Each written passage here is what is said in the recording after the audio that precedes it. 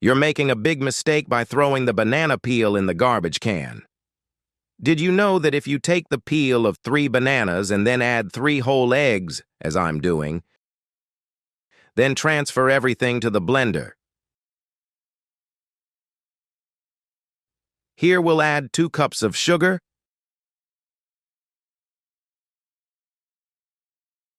half a cup of oil or olive oil, just a pinch of salt, and on medium power, blend everything for 2 or 3 minutes.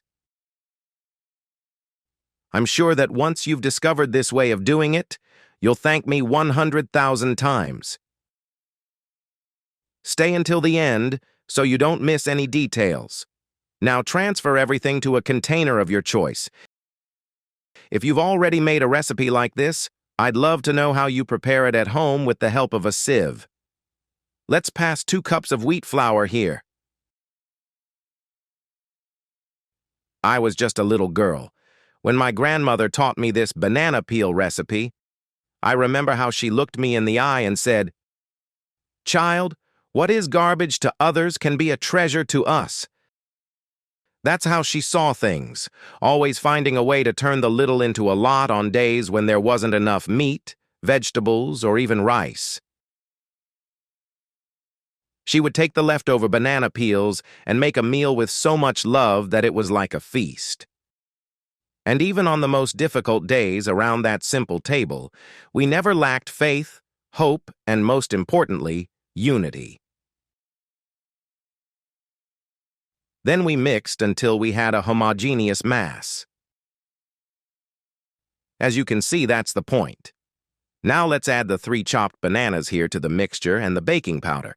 Now mix everything gently, just to incorporate the baking powder into the dough.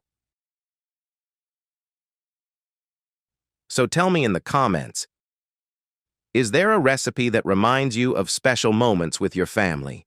That dish that just thinking about it fills your heart with beautiful memories. It fills your heart with beautiful memories. We're going to share stories here because cooking is much more than preparing food. It's about uniting and embracing even in the most difficult times. And now we're going to learn this incredible recipe that my grandmother taught me. I'm sure it will also have a special place in your kitchen and in your heart. Once you've done that, pour the whole mixture into a pan greased with flour and butter. Bake in a preheated oven at 200 degrees Celsius for 35 minutes and see how amazing our banana peel cake turned out.